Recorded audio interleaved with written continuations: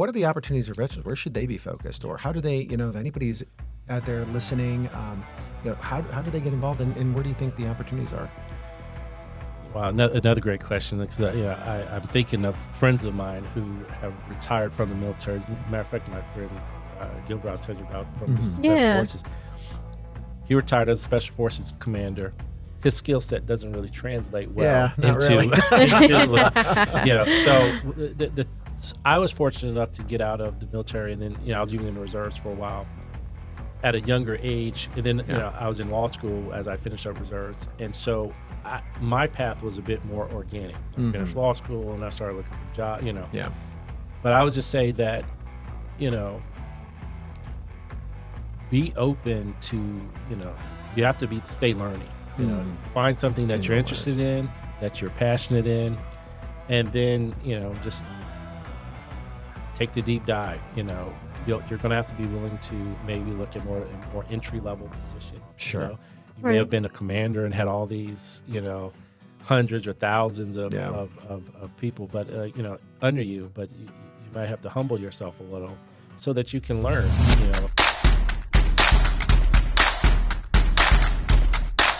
This episode is brought to you by CSG.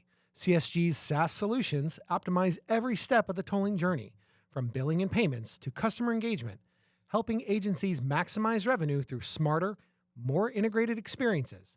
Make more, save more, and do more. Visit csgi.com. Hey there, everybody, and welcome to another episode of Toll Talk. I'm one of your hosts, Kaylee Jakovics. And I'm Alex Ficari. And welcome to our show today. We have a very special episode for veterans, so a little Veterans Day special with that being around the corner. So we have George Christopher, Senior Vice President with Accenture. George, thank you so much for joining us. Thank you for having me. Appreciate it. Good to see you. Absolutely. So again, welcome. And for those that might not know you yet, which there's probably not many. Not many. You're a pretty popular guy. Tell us a little bit about your background and how you got to where you are, not just in tolling, but at Accenture today. Wow. So I've had a circuitous journey here. I've done a little bit of everything. I remember this TV show called The Pretender? Yes. Yeah, this guy, Jared, he used to go around and he'd pretend like he did all these. Kind of feel like that's me. So, I'm an Army brat, third generation. My grandfather was in the Army, my father, myself, a host of uncles and cousins. So my whole family has served in one of the armed services. But that, coming out of high school, I was in ROTC, football, the whole thing. But, there's only one school I applied to, which is West Point. And there was no doubt in my mind that whatever career I was going to have was going to be in the service. And so, I was commander of ROTC in high school. And I applied for, I received the ROTC scholarships, but I wanted to go to West Point. And so I always like to joke that the greatest accomplishment of Ronald Reagan's tenure was appointing me to the academy. So I appreciate that. Yeah. Well, thank you for your service, your family's service. Yeah, that's great. Alex is a veteran as well. I mean, Navy, cooler, but no, just kidding. No. All joking aside, but no, I appreciate your service. Army is great. And my grandfather, I kind of joined my grandfather was, big in the Navy. He was actually a CB. He was on the beaches of Normandy, and he was, out there doing his thing. And just some of his stories just kind of inspired me, and that's why I went. My father was served in the military as well, so it was just one of those things. So, wow, so you mentioned Normandy. So, my father was stationed in Germany in this place called Pirmasens for half of my high school career, and so I went to this school called in Zweibrücken, which is an Air Force base. Okay. And so I was in Air Force ROTC there.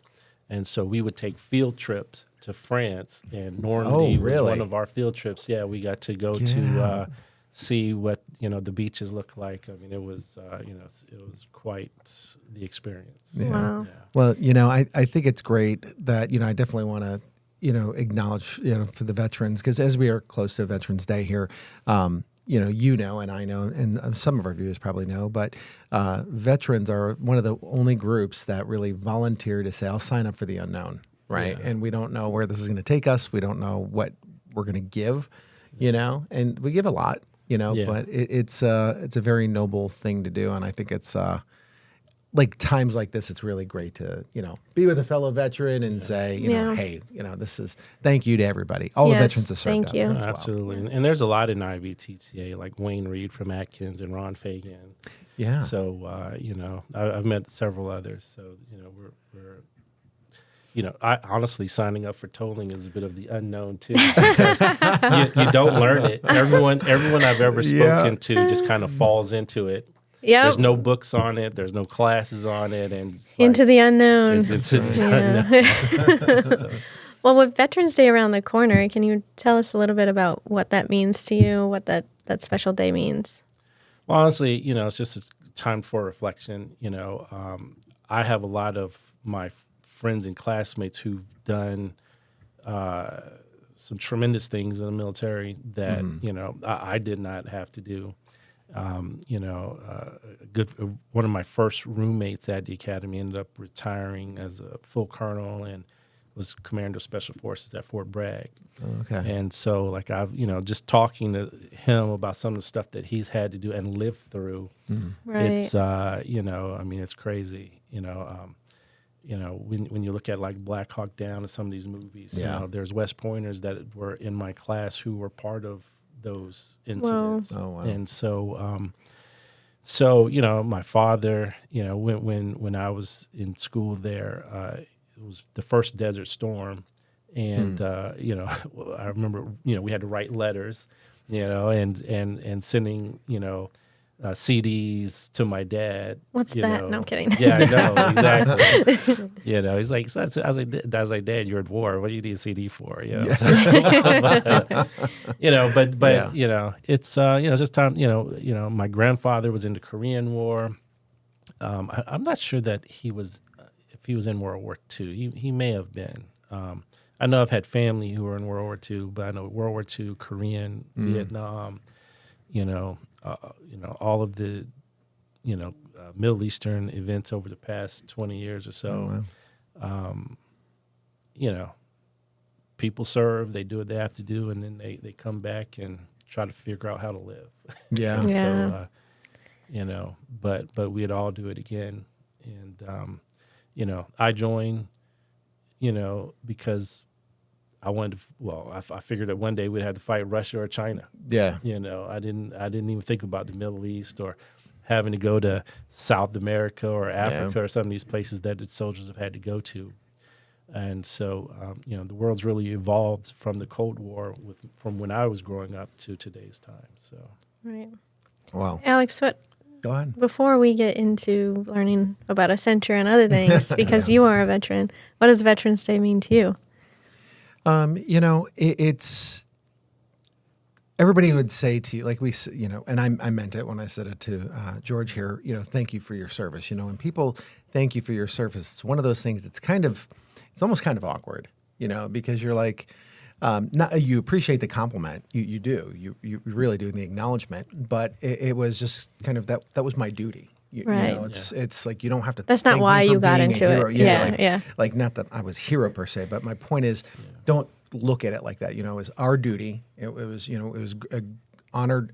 It was an honor to do it. And I think that's what most veterans say. It was an honor, right? Like it wasn't necessarily for glitz and glamour or anything like that. It was to do something that we felt motivated to do. And so, it's to me when you have a day like this, and whether you go to Arlington or you go to talk to veterans or you're around veterans, just the overwhelming number of people that have signed up and served just gives me a renewed faith in humanity, right? Because it's all these people went to go do this thing, right? And they all felt that passion. I'm not saying that there aren't other things people go do that aren't equally wonderful, but veterans are usually you can easily identify them, right? And so you can quantify them. And so to me, that's like really this, like, it's great to be part of society when you know, and have absolutely. served. And again, it was an honor. It wasn't, it was my pleasure to do it. Yeah. Well, thank you again. Yeah, no, yeah, absolutely. Thank you. Yeah, it's like you feel like it's what you're supposed to do. Like I didn't think there were no other options for me Right. when I was 18. So Yeah. Well, not everyone feels that. So you guys are pretty special, right? Yeah, like, that's right. yeah. Right here. And thank you to all the veterans out there. I think it's super Yeah. important to give back and support veterans for everything that you guys have sacrificed, right? There's just so many things that we could talk about it for a long time, Yeah. but so many groups and ways to support veterans, whether you're helping them with a job or clothing or their needs, Yeah. right, to get to the next step after they transition out of the military. So, Yeah. And actually, you mentioned, jobs. There's even ways to help spouses now. yeah, Nicola LaCory, the Yes. executive director for, SunPass, Yep. Yep. is a ex-military spouse. Her husband served, and so like I know that they are looking at ways of hiring military spouses to work in like the customer service center and other areas. Oh, of wow. FTE. Very nice. That's great. And it's something that all toll agencies could think of if there's a military base. Yeah. There's a lot of turnover within the customer service centers. But a military spouse, my mom was one, my grandmom was one, they're around for 3 years. Yes. And Yeah. they will pretty much stay loyal to that Yeah. job for those 3 years. And if there's a way they can do it remotely, they'll continue because they want to feel like they're being useful. absolutely. And that's a really big, I'm glad you brought that up because this has been a topic. It's, growing that the spouses have such a high unemployment rate and they want to work, they want to be involved, but Right. sometimes organizations don't take those chances. Yeah, But now it's that got to be you're- it's got to be tough. Yeah, it's tough, and it's tough on the whole family, right? Right. It's not just the spouse, but now on top of that, there is that thing that you can work remote now. So it should, I think, given all that we've learned in the past 6-7 years, that we know, okay, let's expand our thought process on how we can keep these, give these people opportunities to kind of grow. Yeah, It is very absolutely. difficult. Very difficult. So, but speaking of that, as you kind of, we're servicing, we've done our service and then now we're here 20, 30 years later, we're in tolling and transportation, kind of odd. Yeah. Can you maybe tell me how you go from West Point to the senior vice president of Smart Mobility Hub? Like, how did that happen? It was not planned. I feel like I've been living my life day by day, and whatever options appear, I've done. During that time, I went to law school.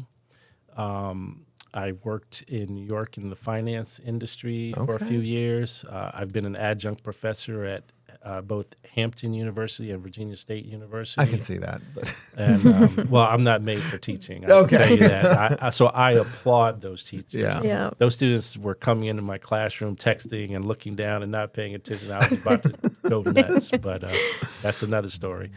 I've done that. So actually, for 10 years prior to my getting involved, and actually, 10 years prior to my getting involved in tolling, I was in sports management. no. And so I worked with a lot of players, mainly football players, a handful of basketball players, and also a handful of entertainers. And, it was my relationship with the Iverson family that got me into it. you know. Okay. Alan's mom, I was like, really was the spark that got me into it. And then from there, they introduced me to, just from being around them, the Iversons, Yeah. you get to meet a lot of people. I got to meet like 50 Cent and Queen Latifah and LL Oh, wow. Cool J and a bunch of people. And so like in 2006, myself and a man named Daryl Dawson, a friend of mine, and this production company out of New Jersey called Powerhouse, we actually produced. So I do have kind of a producer credit. I produced co-produced a 1-hour special that aired on TV One, Wow. and it featured the Iversons, Alan's mother, and her experience with the Houston All-Star Game. And so it's a 1-hour program. The first part of it was down in Hampton, where we showed where like Alan grew up and all of Miss Iverson's kind of habits and things that she liked to do. Right. And then we went to Houston, and finished the filming there. And so I still have some clips. I'll Wow, You that's a gotta little, send it I'll over. send it to Yeah, you. a little yeah, you nugget gotta I didn't check know it. about Yeah, you. I mean, you're like a Renaissance man. You've done quite a few things, man. You know, I've just kind of fallen into them. Wow. You know, in 2009 or 10, I met. So from my time at Virginia State, I teaching, one of the deans of Virginia State came up, Dr. Bay came up to me and says, George, I want to introduce you to these young men who started this mental health business. Now, I never thought of that as a business. Yeah. So I met these three gentlemen who were very successful down in the Petersburg and Richmond area. And I started learning about these Medicaid programs for at-risk kids. Oh, and, okay. and then also they did some adult daycare kind of activities too. So I created a company called Integrated Health Services that in 2009 or so. It's actually still in existence. I'm no longer a part of it. I sold out of it. Okay. But this is how small the world is. The headquarters for Integrated Health Services, and I'm not sure if it's still there, but was in the same building as the headquarters for Faneuil Oh, really? in Hampton, Virginia. Wow. Yeah. So unbeknownst to me, my time in tolling was close. Right Very there. close. Was coming close. Holy Because cow. I ended up being a sub to Faneuil on Virginia Easy Pass years There later. you go. But I had no idea what Faneuil did at the time. Yeah. And so Integrated still exists. It operates between Richmond and Virginia Beach, I believe. So Gotcha. so I've done a little bit of kind of everything entrepreneurial, you know, Right. and then when I got in, so what led me to this was, you know, I was tired of the sports stuff wears you out. Yeah, You travel sure. a lot, babysitting grown men and women at times. And so I was looking for something different. And so I came to DC and I ended up meeting a man who had a somewhat similar past to mine where his name was Michael Kidd. He was in the music industry for a long time. His mom had started a government contracting firm back in the 70s. When he got out of the music industry, he took over his mom's company. And at the Okay. time, Michael was a sub to Xerox, before it was Xerox, Conduit, yep. Xerox at Yep. Maryland Easy Pass, Yep, and that's right. Faneuil in Virginia Easy Pass. Oh my Those gosh. were two of the contracts. And then he did other stuff in like child support and collections and a bunch of other things. And so I ended up working there, and that was my introduction to tolling. And so I remember thinking, you know, man, I don't know anything about this. So there's a man that I'm sure that both of y'all probably know, and I've said this to other people. So Tom Kruger. Yeah. Yeah. Tom Yeah. Yeah. Kruger, yeah. Tom, yeah. So Tom Kruger and Kerwin Stokes. Kerwin, I think he's with Atkins now. But Kerwin was the PM.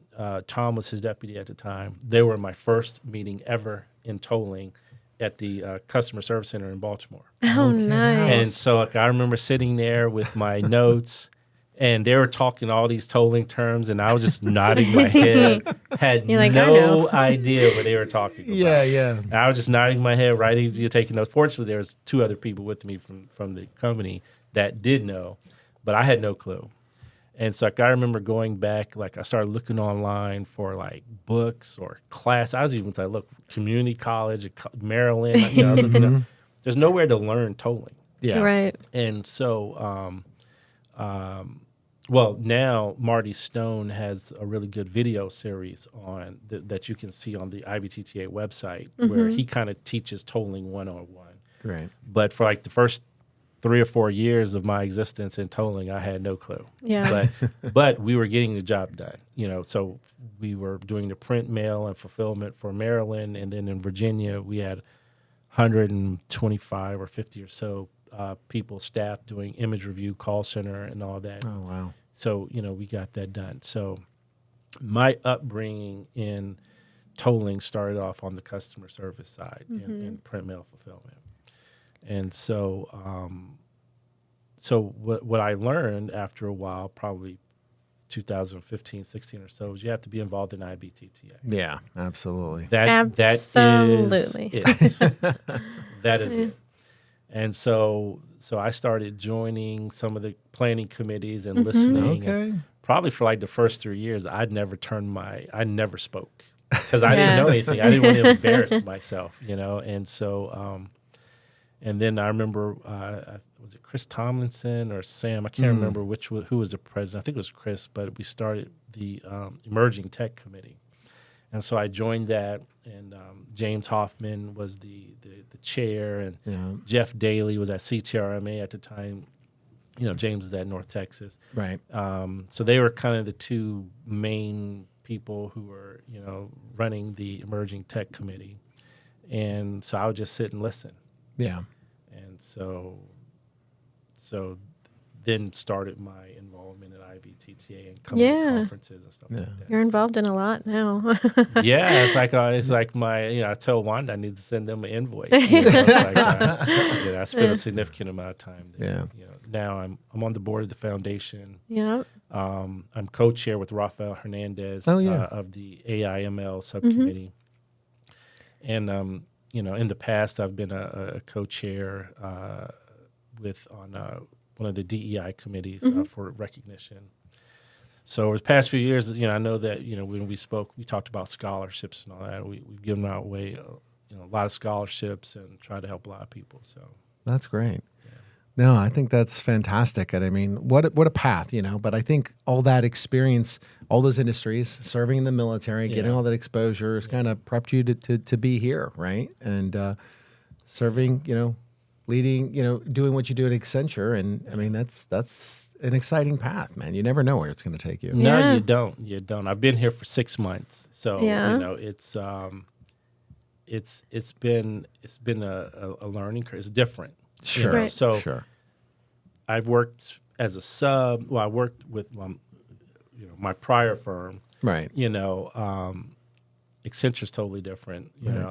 I've joked with people. It's like, and I hope this doesn't come off as wrong, but I say, look, I've gone from working in Bedrock to now with the Jetsons. Because I mean, the technical capabilities, the things that they do is next level. Wow. It Well, really tell us is. a little bit about that. I mean, what does your new role look like, and So what does it entail? Yeah, tell us about Accenture too, because some people may not know yet. Well, I don't know who wouldn't know, but right. well, everyone has probably heard of it, Right. but I don't know, because even I didn't really know all that Accenture did when I joined. Right. And so I've learned a lot. So Accenture has about 800,000 employees around the world, which is mind-boggling. A lot. 800,000. yeah. Not a lot of employers do that. Yeah. No. And so, Alex, again, the military background we were talking earlier, I'm used to straight line org charts, Right. that lead a path straight There's up. a path. Accenture's like a big spider web, as I Right. said, and it's kind of all over. But there is a method to the madness, and Right. once you have to learn to navigate it. But it's 800,000 employees. We're the number one integrator in like SAP, AWS, most of these call center telephony solutions. Okay. Did you know that Accenture did call centers? Did not. I honestly, No. I didn't. We have 117,000 CSRs Holy as cow. we speak, working with clients around the world.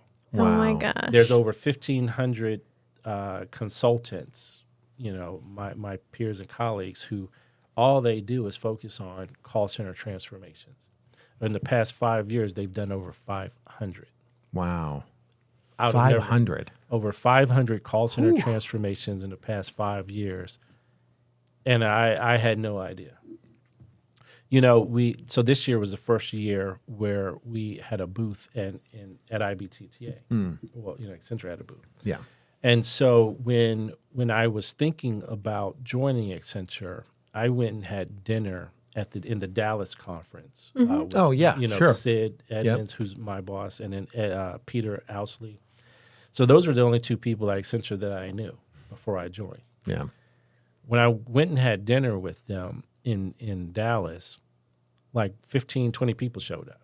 Wow. And I'm looking around like, who are these people? Like, we all work at Accenture. I was like, I had no idea. And as you said, I'm pretty active in Yeah. IBTTA. Yeah, You know a lot of You know. people. Yeah, I knew none of them. Wow. And I was like, have y'all, they were like, yeah, they had even come to Seattle. So they've been to shows. They've been to shows. Yeah. I had no idea. Yep. And so I was like, we need to have a booth. Yeah. That was know, very smart of you. Yeah, we need to have a booth. And so we had a booth this year. Got one of the larger booths, and we had 2 monitors, and the monitors, we even started showing faces of the people in the tolling space. Nice. So like one of the knocks on Accenture was, before I joined, I was asking people, because a couple companies were recruiting me, and so I was trying to get trying to figure out where to go, and I always like to do what's never been done. Yeah. So like when I joined Immovis, they really hadn't won any deals in 15, 20 years in the US. And we won a few big ones, Colorado, Florida, New Jersey Image Review, so we made an impact there. And so I started looking at, Accenture has all the raw materials. Sid and Peter are great, but they need to have more people with domain knowledge who understand our industry, because again, you can't just learn it. Yeah. You can have the smartest, software tech, in the world. Sure. But if he can't translate that into a tolling use case and speak that language to the agency, it's going nowhere. And you guys probably face this, even when you're putting together a website. Oh, yeah. You guys have become a part of the fabric of the association. So, thank you. No, you've done a great job. You've integrated, and everyone, when we think of website, we think Mojo. No. Hey, I like that. I mean, and even here, at Accenture, it's like, there's some opportunities coming up, and even though we can do it, I'm like, but should we use Mojo? And so, appreciate that, man. Well, like you're saying, like you have to fully immerse yourself in the industry. Yeah. It's not something that you can just read a book and learn, right? Yeah. No. You have to get involved. You have to understand. Yeah, you have to really, really do your homework. Yeah. You have to talk to the people and understand them. And people said, George, how have you been successful? And I was like, because I talk to them. If you tell me, George, I want to buy a new Ford pickup, I want a blue one with a beige interior. Yeah. I don't show up with a red one with a white interior. I give you what you want. Yeah. And so that's just what, and then we try to do it on time, under budget. you know. So, that's always the goal. Now a message from our sponsor. The business of tolling is complex. Trusted by the world's most respected brands, CSG transforms every customer interaction, communications, billing, payments, and more into a smarter, more profitable outcome. Make more, save more, do more. CSG, solving tolling's toughest challenges simply. I mean, that seems like it's really fortuitous. It was meant to be for you to be here because, Accenture's been around in the tolling. I mean, they've been around a while, but they've been in the tolling industry about 20 years. Do I remember that correctly? Yeah. And so with that being said, what is, with your new role there, and again, as we know, they're bigger and bigger and they're making their presence really well known there. I guess, what is it how are they reimagining the transportation system? Yeah. Wow, you said reimagine. That's one of our things. Huh? You've done this it a couple before. times. Only 36 times. Yeah. Accenture's been in the tolling space for a little over 20 years. Globally, we work with about 26 or 7 or so, mainly P3s, because they don't have agencies, but P3s. In the U.S., the main client that we're known for is Illinois. We've done the back office there since 2012, I believe. Oh, wow. Okay. And that actually is up for rebid. I think that gets submitted today. So hopefully we're here another 5 years. There you go. Good luck. Fingers crossed. So there you go. So they've primarily been known for having an SAP back office. Yeah. So my joining, and they were already thinking about these things, but so when you look at SAP, it's a very useful tool, especially like in utilities and some others. But all tolling agencies can't really use that. It's a very expensive system, and so we're actually in the process of developing an alternative solution We do everything in COTS, so it's not like a black box. Most of our competitors have a proprietary solution that only they can do. Right. So, we're one of the companies where, we use a commercially off-the-shelf technology. And so, we want to put that in there and have to earn your work every year. Yeah, sure. Right. Because at the end of the day, they could fire us and find someone else who could do SAP or Microsoft or AWS or something. And so you had asked me earlier about the Smart Mobility Hub. Yeah. So what Accenture likes to do is they'll create what they call a center of excellence. And so when they create a center of excellence, that means the firm is leaning into a product or service or industry. And so Sid Edmonds, again, my boss, so he's responsible for transit and tolling for North America. Okay. And so Accenture, his leadership said, look, we want to create this center of excellence for tolling. And really what that means is it's about funding and resources. Yeah. So Accenture has 800,000 employees, and what they do is they give us better access to all of those resources globally. It enables us to come up with solutions. So we are calling it the Smart Mobility Hub because it's not just for tolling, but it's for transit as well. Sure. And all Gotcha. things technical, all tech, so call center, back office system, revenue assurance, proactive communications, various things, anything technical as it pertains to mobility, we will be involved somehow. Okay. And can you maybe, with this vantage point that you have, can you maybe talk a little bit about some of the innovations that you're seeing making their way into the new world of smart mobility? Yeah. So Gen AI is it? Sure. Yeah. I mean, there's even internally. So Accenture over the past 4 years has invested $3 billion with a B dollars in AI research. Really? Yeah, Wow. $3 billion.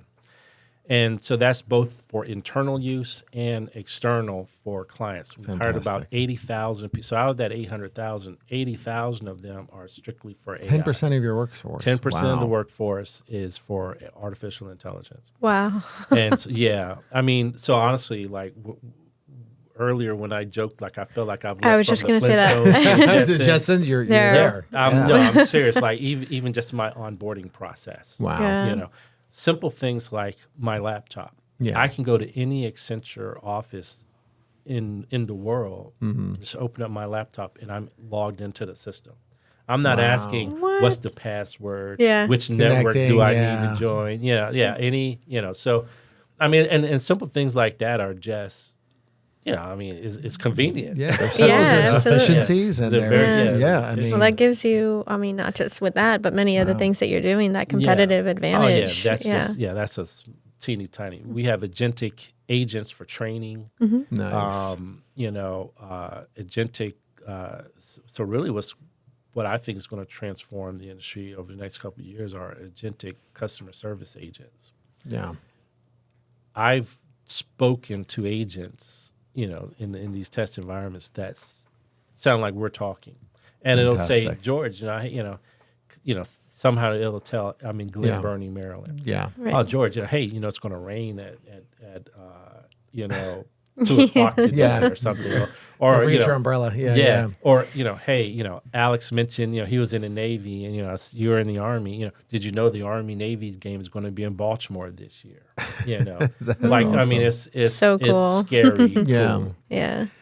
I was just on a call the other day, and it took me a minute to realize, I'm like, this is AI right now. Like, I thought it was a real person. Yeah. Well, and this is what I do love about this industry, right? And especially when you have a company like Accenture that's dedicating 10% of the workforce, but usually in most industries, larger industries, they are slow to the game when it comes to technology, right? Because it's a massive move. Yeah. But here in these industries, like it's like you're right on point, right? And there's, I mean, you look at it. Soon you'll be talking to agentic AI for your pizza orders, right? You know, everywhere you go, it's gonna take a while to get there, I think, but at least here we're cutting edge, we're bleeding edge.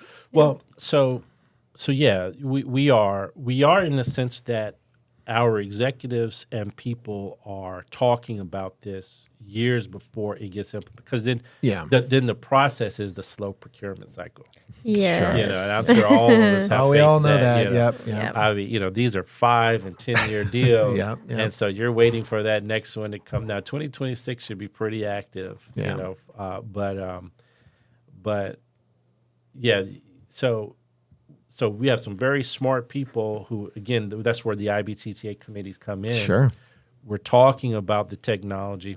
You know, Raphael and I, over the past 3 years, we've probably had 25 or more speakers to our committee come in Really? Wow. and talk about AI in different facets. For the emerging technologies. For the emerging tech, yeah.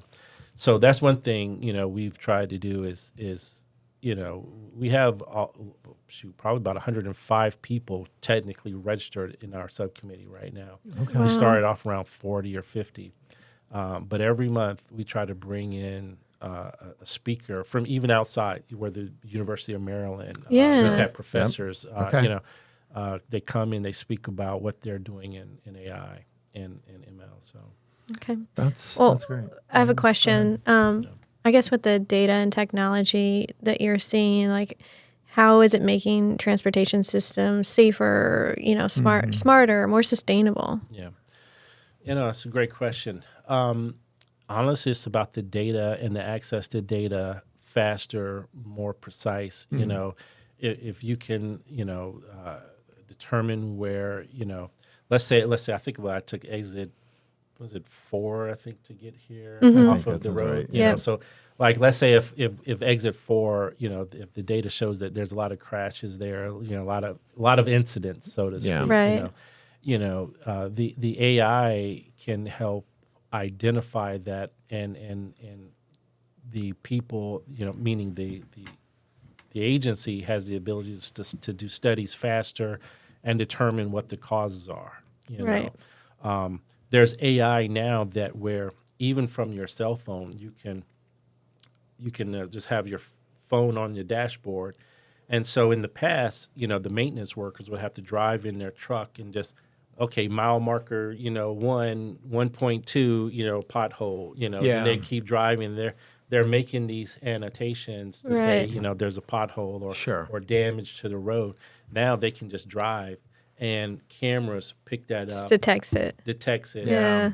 Uploads it. It categorizes what's more important. You know, is it just some chip paint, or is there a whole pothole that's going to start damaging tires? You know, and so it's the response times. You know, and you know, so yeah, it's revolutionizing the industry. You know. So, George, let me ask you this question. So, to kind of fall back to, you know, the premise, you know, not the premise, but one of the founding conversations today is about veterans, right? Yeah. You know, when you have all these new technologies coming in, and you have veterans transitioning in, you have organizations like Accenture who are massive and hiring and growing, and there's a big vision.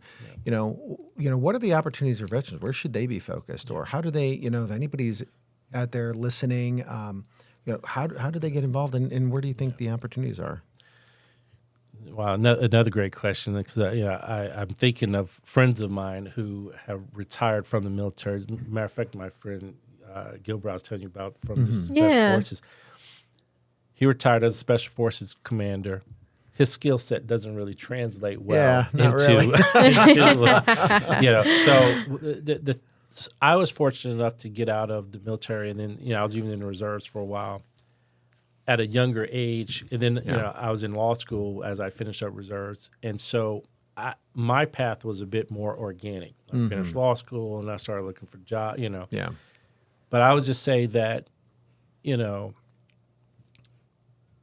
be open to, you know, you have to stay learning. You know, find something that you're interested in, that you're passionate in, and then, you know, just take the deep dive. You know, you're going to have to be willing to maybe look at more entry level position. Sure. You know? You may have been a commander and had all these, hundreds or thousands of people, but under you. But you might have to humble yourself a little so that you can learn. When I look at myself, like my school experience, I have up to a law degree, but my kids who are in elementary school, middle school, know more about computers than me. Like they're doing things faster than I'm doing. So I'll just say, just be willing to learn. You're going to have to do some extra work. You might have to take a class or two. Most trainings have, companies have like online training. Sure. Do it all. Yeah. Do it all. And get involved with something like IBTTA. Yeah, exactly. As it pertains to tolling, that is a must. You have to get involved in IBTTA, listen. And again, Marty Stone's video series of Tolling 101 is a good, it helped me. Yeah. I saw it before it was a video series because one of my first conferences, Marty and some other guy, I can't remember his name, but they did. It was one of the sessions at a conference, Tolling 101. Okay. So, well, and I think that's just a small little note. I mean, we were talking about IBTTA and innovation. When you get past the 101, you have such a significant role with IBTTA, as we talked about a little bit. Can you maybe just briefly state about, how does IBTTA play a role in advancing, the innovations that are out there in the tolling mobile industry? And it's why they should be interested in IBTTA and joining there. So what it does, within the tolling space, there's just think of it as kind of three verticals. You have the agencies, you have the consultants, and then you have us vendors. Sure. And so IBTTA creates a safe space, a forum to where all three can talk. Hearing from the agencies, they're the customer. So you get a chance to speak to, learn where their pain points are, things that they're looking for. The consultants, they're pretty much working with them, trying to address those. And then as vendors, I would say, speak to the agencies, but also speak to the consultants. Yeah, right. Because they're kind of the keys to they are. And so they know what's going on. And so, and then you adjust your products according to what the need is, and that's what I've always done, But IBTTA is the forum that allows you to talk about everything. Yeah, absolutely. It's helped us grow. When we started, 6 years ago? 6, 7, almost 7, yeah. Yeah, I don't know. It's been a while. It's been a while. I mean, getting involved. I'm interested in emerging technologies. Maybe that's something that you should think about joining as a committee or it's probably or something. But there's a lot of things going on. Look, all you just join. Go to the website. There's a way to join. But and there's different aspects to it. Again, Raphael and I are the co-chairs of the AIML, but I think there's a customer service, there's a road usage charges. There's several subcommittees under the emerging tech as a whole. And it I think it'll even evolve next year. Nick Rothel's the COO for BATA. He is the current chair. I think he'll be the chair next year as well. And but I do know that he plans to, make some adjustments to improve the way we do things. So. All right, awesome. Well, we have just a couple minutes left. Okay. Which I feel like I've done there's too much so talking. no. We want you to talk and we want you to tell your story. That's great. And this is about everybody getting to know you and your organization, and it's that's what we love about Toll Talk, and we hope you as a participant and viewer and all our viewers on the show realize it's the value of this is you get into conversations you don't normally get to get into when you're at an IBTTA event. I mean, sometimes you do, but then you see somebody over in the corner having that conversation. You're like, I wonder what they're talking about. Or I'd love to be a part of that. And this is the beauty of it. So don't be silly. It's great hearing what you have to say. Yeah, absolutely. So, when you think about your career in service, what's one word or phrase that captures what service means to you today? Well, as I think about the military, and then even tolling, it's mission critical. What we do affects large numbers of people. Yeah. the military, you're protecting the country. But tolling, you're serving the people of that state. Absolutely. And actually, and the people who drive through the state, Absolutely. And so, as a matter of fact, I was recently in a meeting at an agency where I was talking to some of the customer service people. And I gave a kind of a military analogy. Say, look, I was like, you guys are kind of the tip of the spear. Yeah. You are the first contact that a customer, knowingly encounters because, you could say the roadside system, but no one really No knows. one did, like, yeah. no one really. What's all this metal stuff? Here, So I mean, unless you're in tolling, you don't know that. Okay, this is where they just got me. And so, but. I mean, so I'll just say, mission critical. We are doing important work for the state, for the people. I remember when I became a sub on the Virginia contract, my mom, don't embarrass the family. Do not end up in the news. So, So the second statement would be stay out of the news. Yeah. There you go. Well, as we wrap, I guess the last question I'm kind of curious to ask is, so what's next for you and Accenture? What's next?